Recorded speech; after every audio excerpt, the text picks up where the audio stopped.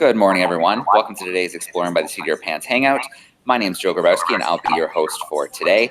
If you've been tuning in this week, you know that we've been celebrating our ocean. So tomorrow is World Ocean Day, and this week we had 25 plus live events with ocean scientists and explorers from all over the world who've dedicated their life not only to studying our oceans, but protecting them. Because I'm sure many of you know in your classrooms that we haven't been good stewards of our oceans. Between overfishing, global warming affecting our coral reefs, all kinds of things that we're doing, plastics in the ocean. We need to do a much better job if we are going to protect our oceans, and our upcoming generation is our best hope for doing that. In fact, it looks like we just have our final classroom just jumped in and joined us, which is awesome. I want to give a shout out to any classrooms who are tuning in live via YouTube today.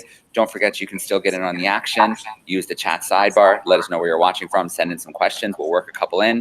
And any classroom that's joining in today, whether you're on YouTube or on camera, take some pictures, post them on Twitter, hashtag Explore Classroom. And we'd love to see those pictures of classrooms in action. All right, let's get down to the main event. We're really excited today to be joined by Sven Lindblad.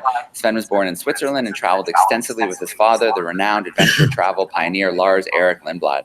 So for 6 years, Sven lived in East Africa, photographing elephants and wildlife in Kenya and assisting filmmakers on a documentary on the destruction of the African rainforest. So all of this exposure to nature and wildlife has taught him the importance of maintaining natural resources and understanding the cultural background of the remote regions in the world. In 1979, he founded Special Expeditions, which is now Lindblad Expeditions, a unique travel company aimed at offering marine-focused expeditions for adventurous travelers. Now, Sven is a member of National Geographic's International Council of Advisors, a founding ocean elder, and serves on the board of advisors for Pristine Seas. He's been on all sorts of amazing adventures exploring our oceans all over the planet. So, Sven, it's so great to have you joining us live today. We're excited to learn a little bit more about some of your ocean travels, and then we're going to let the questions or the questions fire away. So it's great to see you today, Sven. Thank you, Joe. So Joe is, by the way, for all your benefit, Joe is at the airport. You might hear some announcements here and there about for people going all over the world. He's headed to DC to go to National Geographic. I will be going there as well next week because we have every year something called the Explorers Festival, where explorers come from all over the world, gather in Washington, D.C. at National Geographic headquarters and talk about the amazing work they're doing in all different parts of the world. And it's a great, great, great opportunity. I don't know to what degree any of these classrooms, Joe, have the capacity to tune into any of these conversations that take place next week, but before, during, after, but in any case, maybe you can figure that out. Yeah, the great thing is that once it starts, the main events start on Tuesday, they're all live streamed.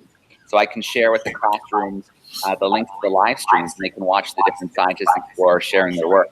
That'd be great. That'd be great. So, World Ocean Day is really, it's really an important day because it's a day. It's a day a week. This is Ocean Week, and then culminating in Ocean Day on Saturday, where we can celebrate the ocean in all its wonder and all its glory and all that it has to offer us.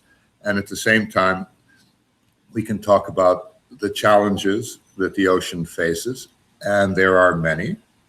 For example, 100 million sharks are killed every year to make soup, basically, most of it to make soup.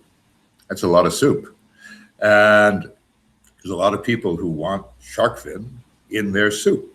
And so a lot of people are working all over the world to figure out how to protect sharks because they're very, very important for the ocean.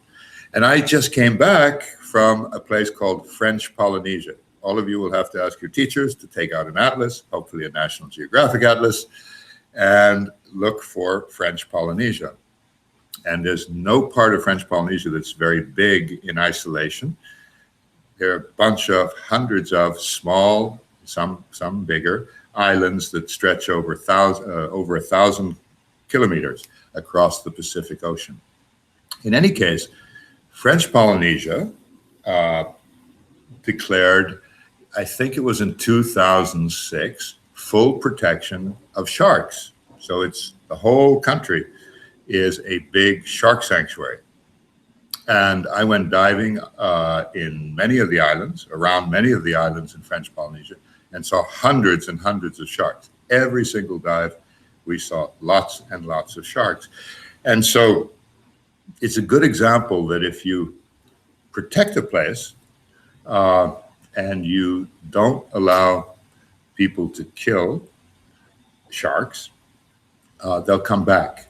And after a period of time, there'll be lots and lots of them. And it's really, really great to see. So all of the systems in the ocean function pretty well, in large part because you have healthy shark populations. That's a complicated story that everybody can kind of get into why that is, but sharks are really, really, really important. Coral reefs are really, really important. And Joe mentioned that one of the things people are worried about is coral reefs bleaching. What that basically means is the water gets too warm and corals either go dormant, and that's a word everybody kind of has to look up, or they die. Or they go dormant, and if the temperatures stay warm too long, then they eventually die. And we're all worried about large parts of the ocean coral reefs dying or going dormant because the water is warming. So there's lots and lots and lots of stuff, challenges that we need to deal with if we want to have a healthy ocean, and we need a healthy ocean for so many reasons. So I'm sure you guys study that somewhat, and the more you study it, the better. And the more you know about the ocean, the better, because then you, as you grow up, you can really pay attention to that and find good ways to help the ocean, which is a good idea. So I want to just show you some pictures and talk to you about them, and then we can have kind of a conversation about a few other things. Okay. Oh, Jesus. Hey, Pamela, can you get Chris? Hey, Sven, I can help you through it. No, I'm just pressing this button and it's not doing anything. Okay. Just get in, Pamela. If you're on the greens, if you're on the Hangout screen, can you see in the left side, there's a little green box called Screen Share? Yeah. Yeah, if you click on that, it should open a page for you. And then you want to make sure that it's on the option that says share your screen, and then click share. Wait, let me just go. He's coming in a second. He's got this antiquated he's got this antiquated computer here, and I don't know why he brought his in for me to use, but Well, that's okay. Well, we wait for him. Sven, why don't you tell us? He's coming in 2 seconds. So one of the things that Joe talked about was something called pristine seas. Oh, here he is, Chris. I pressed that. It just, I don't know. Hey, Chris. Hey.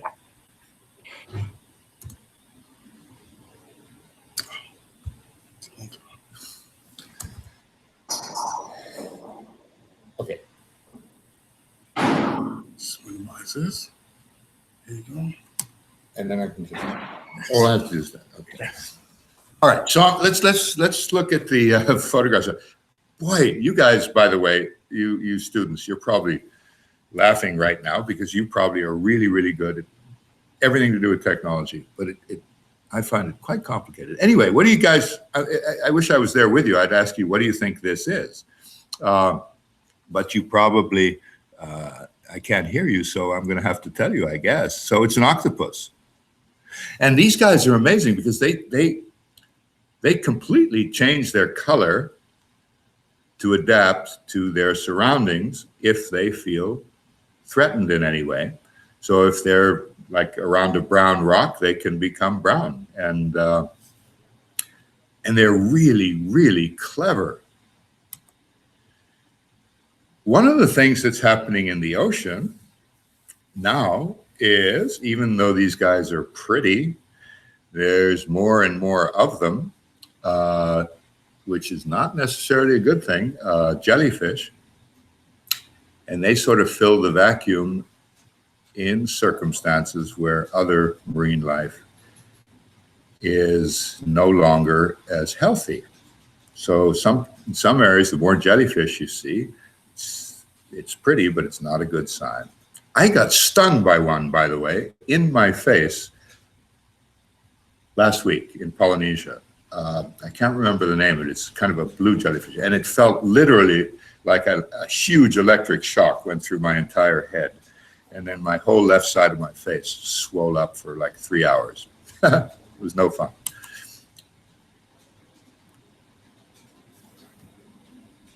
So this is, what is this? This is kind of an anemone of sorts. Isn't that beautiful? I mean, sometimes I wonder about, I didn't take this picture, so I'm not exactly sure what species this is or anything, but I'm always fascinated about how shapes become shapes and how colors are chosen. Sometimes colors are, sometimes colors exist to scare off. Sometimes colors exist to attract. And it's so complicated and so endlessly fascinating. Certain fish, it's interesting, like this is a fish that when you approach him underwater, he just freezes because he believes he blends in. He believes he or she believes that is their best defense against predators. Some fish will immediately bolt and hide in cracks. This one just freezes until you get really, really close, and then it disappears. Just another shot of a jellyfish. This is a great example of an animal that has really a great conservation success story. This is the California gray whale.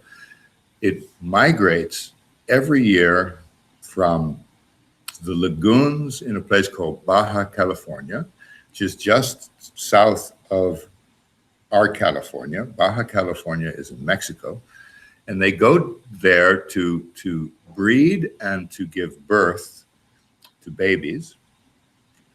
And they stay there for a few months, and then they swim all the way up north to Alaska, where they spend the summers. And then they come down in the late fall, all the way back down to Mexico. And they do that every year. So it's a long, long migration. And these gray whales are very friendly when you find them in the Mexican lagoons. They're very relaxed, they're not eating, and they seem to enjoy the company of humans, which is interesting. This is represents another great success story. It's a place in Mexico called Cabo Pulmo. Somebody can Google it if they wish, but 25 years ago, the fishermen who lived in the community where these fish are now were no longer catching fish. They had completely overfished their place, and they decided to protect a certain part of their territory and allow no fishing whatsoever because somebody had convinced them that if they did this, the fish would come back, that they could make a living of taking people diving to look at the fish.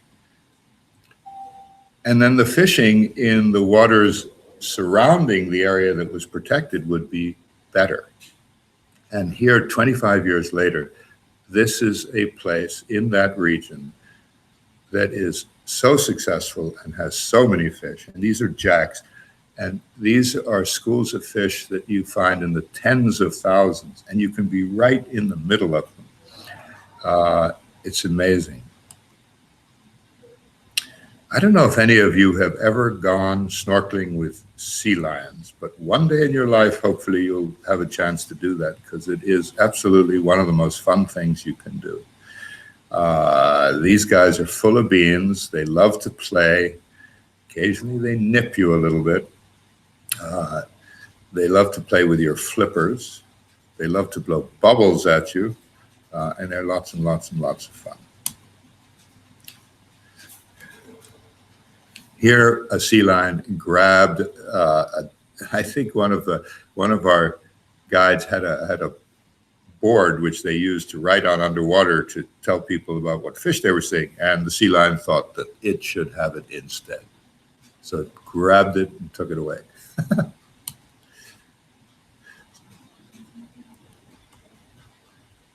Here's another look at a California gray whale. Whoops.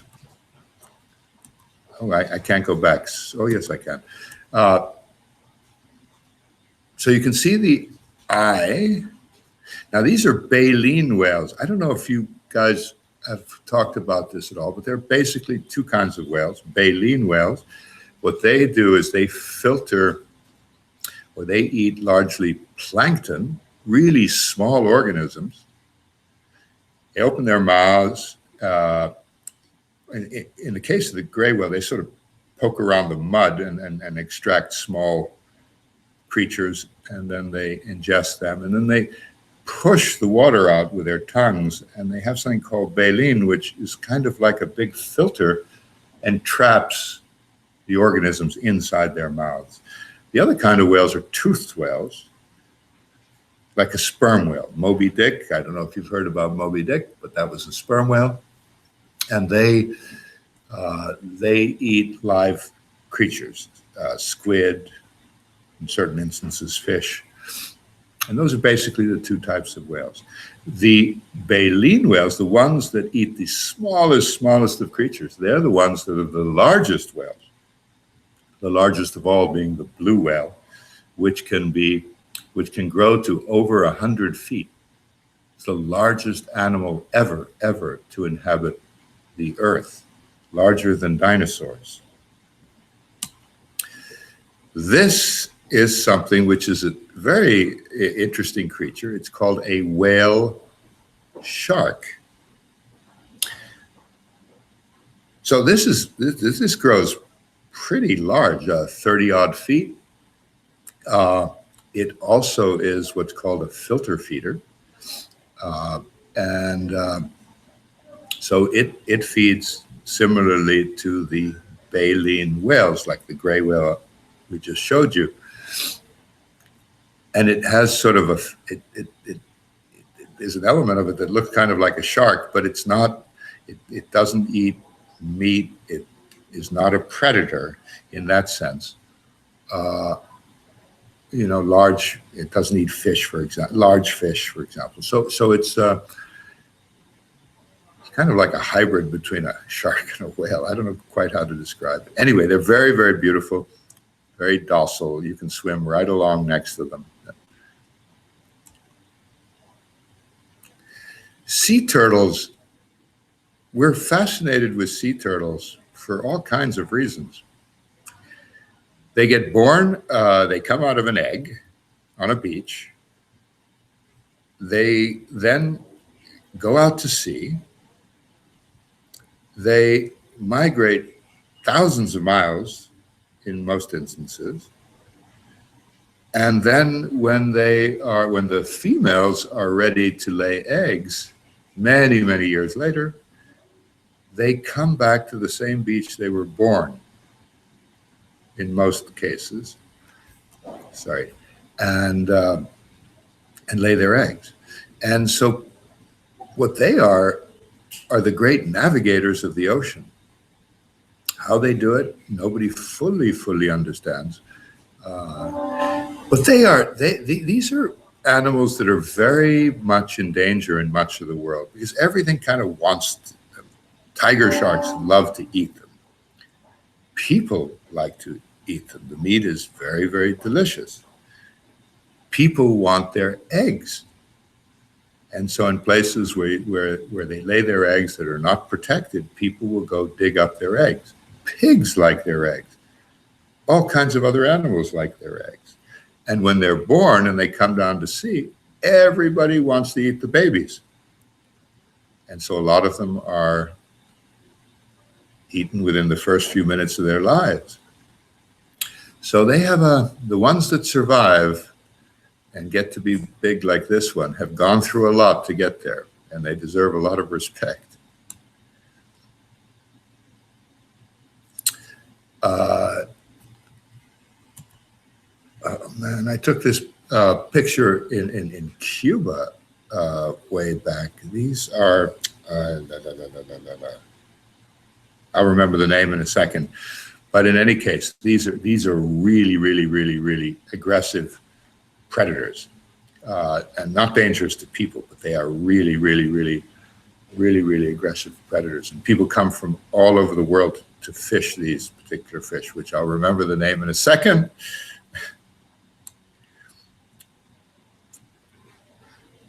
This is one of the boobies, and this is a seabird. And what they do is they see fish, usually, at the surface or close to the surface, and then they dive down, sometimes from great heights, and catch the fish. And I've seen these guys, and they come literally down to the water like arrows. And sometimes they go down as much as 12 feet before they come back up and fly away again. I've often wondered that if you were in the middle of, if you were snorkeling in the water and there were lots of small fish around and you had a bunch of these guys diving, would you ever get hit in the head? I think that would not be a good thing, but I don't think it's ever happened. So sea lions eat fish. And if you get something like a bait ball, which is an aggregation, which this was, of lots and lots and lots and lots and lots of small fish, they love that. They just dive into that and just grab one after the other after the other. And I've actually watched a bait ball that had tens of thousands of small fish, sardines or such, and watched sea lions, various bigger, some tuna, perhaps some dolphin, just dive into this ball and just eat and eat and eat and eat. And after about an hour, there was absolutely nothing left except scales floating all over the water. This is a unique creature from the perspective of it only lives in one place in the world. That's called endemic. It's endemic to one place in the world. And it's called a marine iguana. And what's interesting is that this animal probably arrived from the coast of South America, 600 miles away, once upon a time, lived on land like normal iguanas do, and over time evolved to become a marine creature that feeds in the sea. So it feeds in the sea and then it comes up on land to warm up and to rest. And it's the only iguana in the world that does this. And it's in the Galapagos Islands. Another example of a bait ball. I mean, it's really incredible when you see, and they move in synchrony, and they feel safe being together. But clearly, sometimes that's not true. This is, to me, one of the most interesting of all the sharks. I don't know quite why, but it has this very, very strange head. It's called a hammerhead shark. And I guess you can see why that is. They're really very docile. They don't cause you any trouble. I've never felt threatened by one. They can get to be quite big. Sometimes you can find them in schools of 20 or 30 together, which is really a wonderful, wonderful sight. It's another sea turtle. I don't know, that looks like a mistake. Something went wrong with the picture. So this is interesting because it's a penguin. There are many different kinds of penguins, and we think of penguins living primarily in Antarctica, way, way down in the south where it's really cold and in the ice. But this one lives on the equator in the Galapagos Islands, and which is pretty unusual. So it's the northernmost penguin, the penguin that lives further north than any other.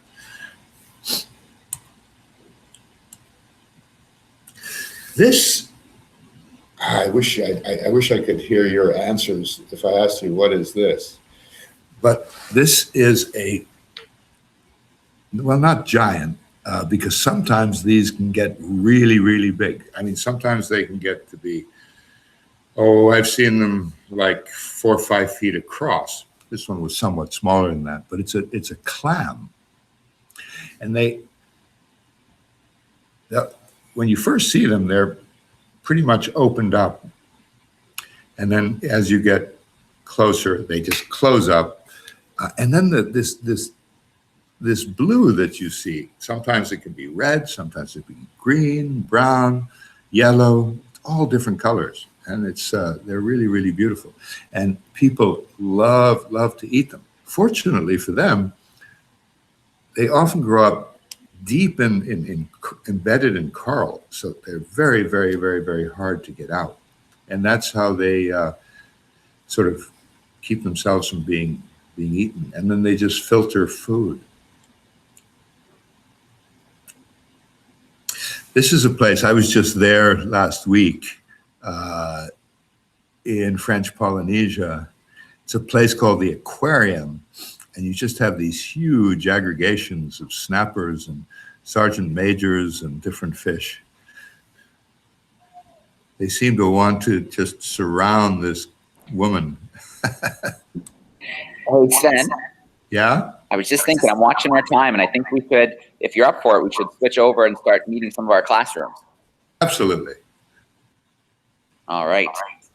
So now I have to get back to... Yeah, remember along the bottom, or what you might be able to do is if you close the pictures up on the right, if you click the X. Okay. All right. Hey, Pamela? Yeah? Can you get Chris again? No, his computer is just so different than mine. That's okay. All different technology. So we can start. We can start while he's... Let's do it. Let's meet some classrooms. So let's see. Let's start off. Let's go to Mrs. John's group. They're grade 5. They're hanging out in Enrico, Virginia. Let me get their microphone turned on. Let's see how they're doing. Okay, everyone yell. How are we doing, Virginia? Hi. It's Henrico. They really want you to know that it's Henrico. We've been on lots of these, and it's very exciting. Look at that. I did something. All right. Well, who's up with a question? We don't have a question yet because we were so entranced in the slideshow. If you could come back to us, that would be great. All right. I'll swing back to your group. Let's jump to another one. Let's go to Mrs. Weaver's grade 6s in Ocean City, New Jersey. Let me get their microphone turned on. How are we doing, Ocean City? Just in case. Hi. Oh, is that the way it is? Okay. Are you finished with the picture? Yeah. Go ahead. What was the most polluted part of an ocean that you went diving in? You having trouble finding your folks? No, we got them. That first question, Sven, just came from grade 6s in Ocean City, New Jersey. And they're wondering, what's the most polluted area you've ever been diving? Oh, goodness. The most polluted area I've ever been diving. Whoa. I would say here on the east coast of it's just sort of way back in the mouth of the Hudson River, but that's been cleaned up now pretty much. Yeah. What about places in? I know you get to visit places like Indonesia. Do you find a lot of plastics in the water? So yes, so there are parts of Indonesia where I've absolutely, in recent years, just found inordinate amounts of plastic. Yes, a lot of plastic. Absolutely, in Indonesia. Yeah, plastic is pretty much inescapable these days in the ocean, but Indonesia happens to have a particularly large amount of it. All right. Good question from Ocean City to get us started. Let's go to Mrs. Lowe's class. They're joining us in Wellesley, Ontario, some third graders. If you guys want to turn your mic on, give us a big shout out, and then go ahead with the question. All right, friends. Say hi, everyone. Hi. All right, and our question here, girls, turn around. I have one, Mrs. Go. Oh, stop. Oh, sorry. Okay, go for it, girls. Go for it, big boys. What can we do about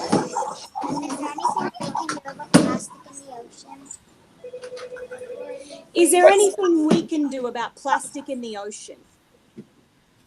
Yes, there is. There's lots we can all do about plastic in the ocean. First of all, we should really find ways to not use single-use plastics, things like straws, plastic bags, plastic cups, plastic, anything that sort of is disposable, we should avoid it. Plastic water bottles. These are the things that wind up in the ocean. People use them once, throw them away. In certain places, of course, we recycle. That's good, but it's better not to use them at all. Yeah, absolutely. Great points, man. And I've read recently that as much as a dump truck of plastic is being dumped in our ocean every minute, so it's a huge issue all over the world. Absolutely. All right. Let's meet our next classroom. Let's check in again with Mrs. John's group in Virginia, grade 5, see if they have a question ready for us. There we go. How are we doing, grade 5? Hi. Do you ever go diving in the Arctic oceans?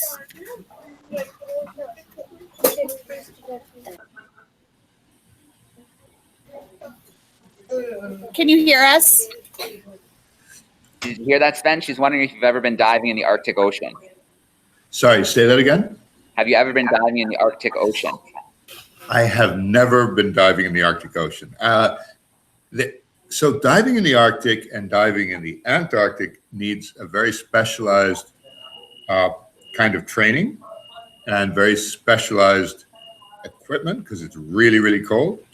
And I'm actually planning to take that course and learn about how to do that this year.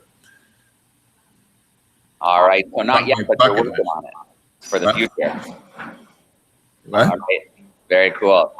Mrs. Sagini has some students joining us in Freehold, New Jersey. Let me get their microphone turned on. How are we doing, New Jersey? Good morning. We're going to have PJ come up and ask a question. Come up so they can hear you, PJ, so you can talk into the computer. Can you hear us? We gotcha. Okay, go ahead. Did dolphins get killed a lot for food? Okay, Sven, so I'll relay that question. He's wondering about dolphins. Are they still being killed for food around the world? I do not believe that dolphins are really being targeted for food. In many cases, they get caught up in nets and are called, it's referred to as bycatch. Somebody is trying to fish for something else, and dolphins get caught up in their nets. But I don't know of any place where dolphins in any real number are targeted for food. Unfortunately, we do still take them for aquariums and stuff, but you're right. A lot of industries are trying to use those newer nets and things that can kind of exclude those bigger animals like dolphins and turtles. So I don't know how successful they are, but I know they're definitely trying. Yeah. All right, good question from New Jersey. This is not grade 6s in Ashford, Connecticut. Let me get their microphone turned on. There it is. How are we doing, Connecticut? Good. All right, who's up with the question? How long have you been diving for? All right, so Sven, that was how long have you been diving for? Oh, goodness. About 40 years. Yeah, if you had to do a rough calculation, could you guess how many hours you spent underwater? What do you think it is? Well, in my life, it went in waves. In the beginning, I just dove a lot. And then for periods of time, I didn't dive at all. And in the last 4 years, I've gone maybe 100 or so hours a year. So maybe 1,000 or so hours in total. All right, excellent. Not as many as Sylvia Earle. No, she's spent some good time exploring that ocean. Mrs. Ostenkopf in Newmarket, Ontario. I'm going to turn your microphone on, and someone has a question. Come right up. Hi, can you hear me? Yes. Okay, how much impact does sunscreen have on the coral reefs? Okay, so this is a subject that has really come up a lot recently. It's become clear that sunscreen damages reefs, or certain sunscreen damages reefs. I think people are still trying to figure out exactly how much sunscreen does what particularly to a reef. In other words, to calculate that is still, to me at least, unclear. People are talking about reef safe sunscreen. A lot of that is not really reef safe. So there's still a lot of studies going on about that. My advice to people, by the way, is do not use sunscreen any more than you have to, and cover your body with rash guards, for example, when you're in the ocean, because getting a lot of sun on your body is just not a good thing, period. And so rash guards are way better because you reuse them and you reuse them and you reuse them, and then you really limit the risk to the reefs. That's absolutely a great point, Sven. If you're not sure about your sunscreen, just use those rash guards. It protects you for longer, right? Correct. And, I know when I was in Australia, that we used to use rash guards called stinger suits, and those would protect us from the bellies as well. So, yeah. So Sven, I'm thinking that we've got a few minutes left, and I think it would be really cool if you told us a little bit about Pristine Seas before we wrapped up today. Okay. So Pristine Seas is a project led by a young Spanish guy. Well, he's not so young anymore. Who's a scientist who came to National Geographic one day with this idea that he wanted to spend the rest of his life figuring out how to create large marine protected areas. And what does that mean? So a marine protected area, the best kind of marine protected area is when a government says no fishing, no anything can be taken out of a particular area. So he has been working all over the world, and what he does first, he and his team, they study a place to understand its value better. Then they create movies and photographs and articles, media, I guess is what we can call it now. And then they use that media to convince governments that it is important to protect certain parts of their oceans. And so over the last 6 or 7 years, this project, Pristine Seas, working with other organizations and working with governments around the world, has helped to get over 5 million square kilometers protected and designated marine protected areas. So what we basically are convinced of is that we have to have a certain percentage of the ocean that is not fished, is not used, is not where we don't take out minerals, we don't take out fish, we leave it alone and let it be natural. And ideally, we would like to get to the point where we have 30% of the ocean protected by 2030. Right now, it's about 3 to 4%. Different people have different numbers, so not nearly enough yet. Yeah. Well, you froze.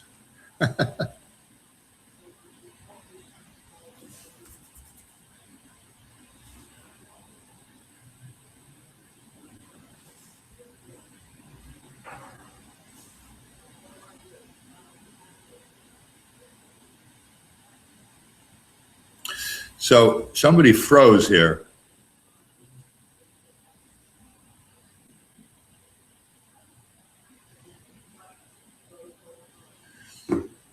I don't know what happened, Pamela. Well, yeah, it just froze. Yeah.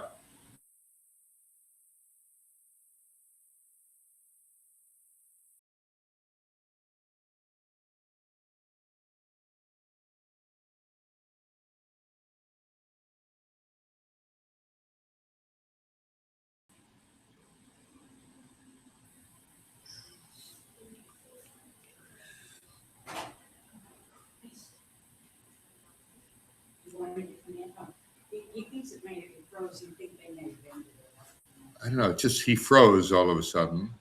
And now I see this, but I don't. Do you know if it's anything on our end? No.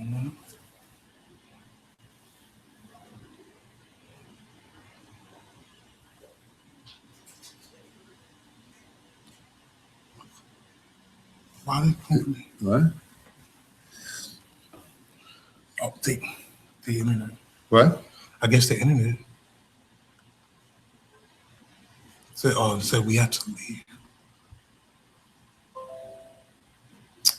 So it's done? Yeah, it's done. Okay. Oh, their internet went down.